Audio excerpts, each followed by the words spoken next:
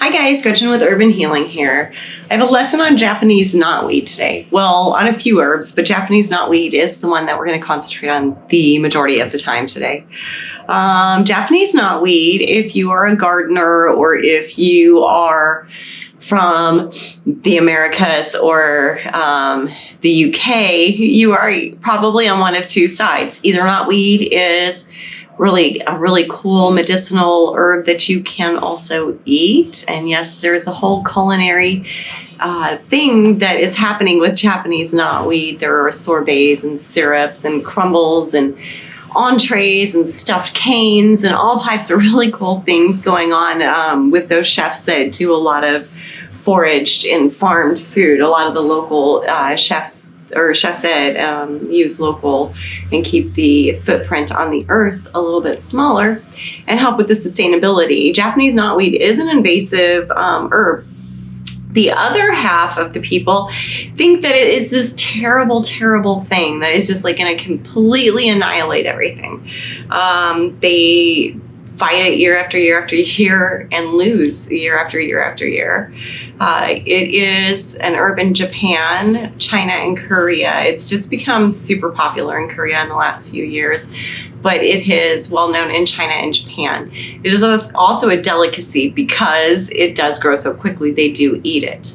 Some of the benefits that Japanese knotweed has for the environment is it works a lot like mushrooms, and that it soaks up all those toxins out of the soils. One thing you might want to consider is maybe the knotweed grows so quickly in the areas that it does is because it is soaking up a lot of toxins. There are far more toxins in the world today than there ever were. So that being said, it soaks up toxins like mushrooms. With that in mind, like you don't want to eat mushrooms from an old apple orchard because they likely have DDT in them. You don't want to eat knotweed that has either been sprayed by these overzealous people who think that it's a terrible, terrible weed. Mostly you'll find commercial farmers don't like Japanese knotweed, like Monsanto, Bayer, whatever the hell they are now. They don't like it, but who cares? Anyway. So make sure that it's not in a sprayed area, that it's not off the freeway, because it will pick up those little plastics from the tires and also the pollutants from the cars. It'd be like planting your herb garden at the curb. So it doesn't really make sense to like let all these little car pollutants on these medicines. You can find Japanese knotweed, I'm sure, in your state quite easily, most likely in the summer months. Also be aware that Japanese does harbor deer ticks that can carry Lyme disease. This I know because some of the research that I have done on Japanese knotweed and the main chemical constituent in it that we're interested in the transresveratrol, is really common in Lyme disease treatments. It does amazing things for Lyme disease. There are two really well-known herbalists who have cured Lyme disease, with this being one of the big badass herbs that they use in their personal herbal mixtures. Their herbal mixtures are really super impressive. I just love the way that the herbalist brains think. Including my own. Sometimes it goes into weird modes. But let's get back to Japanese knotweed. Japanese knotweed has been traditionally used in Chinese medicine for thousands and thousands and thousands of years. In Chinese medicine, it's called hushuang. Hushuang is used to treat arteriosclerosis, or hardening of the arteries, heart disease, high cholesterol, as well as constipation, hepatitis, gallstones, cancer, burns, osteomyelitis, which is an infection of the bones, gout, menstrual pain, menopausal symptoms, including hot flashes. This is according to the Natural Medicines Comprehensive Database. So I'm not a medical doctor. This is not meant as medical advice. This is simply herbal advice, and you do with it what you will. The things that is also used, let's see, in traditional medicine formulas, hushuang is prescribed for treating cough, hepatitis, jaundice, vaginal discharge, joint pains, burns, and snake bites. Our interest in it are the effects that it has on cancer, brain inflammation, brain inflammation, cancer, blood, and heart. Those are the 4 biggies that it really, really, really does an amazing job with.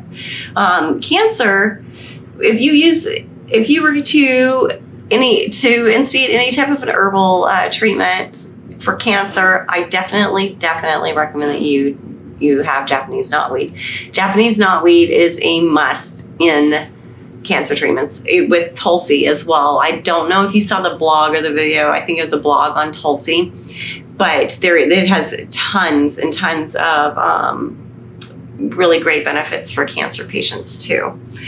The main things that we're going to concentrate on for this video is going to be the brain inflammation diseases related to that are treated by the transresveratrol in Japanese knotweed, as well as a couple of other herbs and mushrooms that have eerily similar healing abilities. Blood disease, I'm going to address a couple of the other ones really quickly though. The blood disease part, it helps clean blood diseases. It also helps, it's an anticoagulant or a natural blood thinner. You do not want to take Japanese knotweed if you are pregnant, if you are nursing. You do not want to give it to a child because it does have some hormonal properties to it, and it can interfere with the child's natural growth cycle.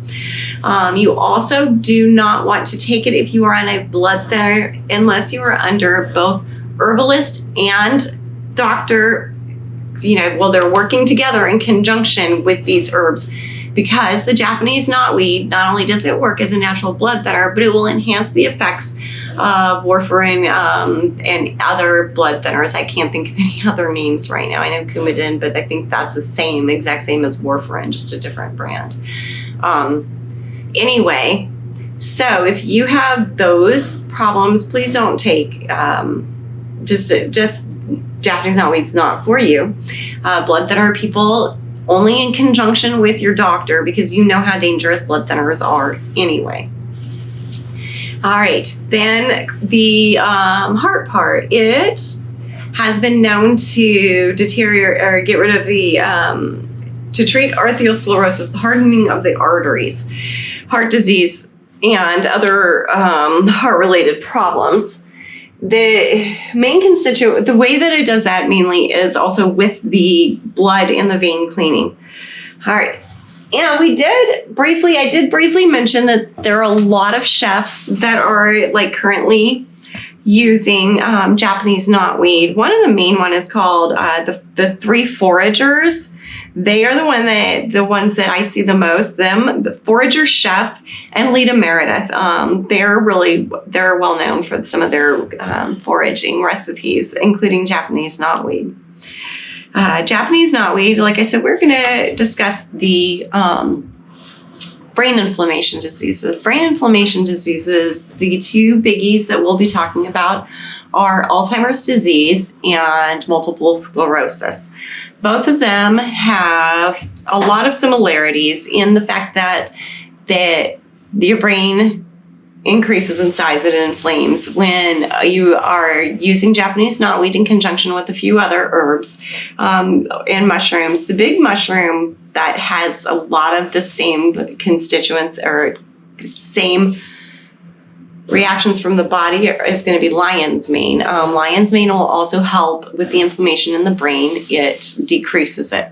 One of the ways that Japanese knotweed helps also with Alzheimer's is Alzheimer's has, and this is from Georgetown University's neurological department, they did a study that showed Alzheimer's not only works from inside the brain, but from outside the brain. Somehow there is a seepage in between the blood-brain barrier, like a weakening in that wall.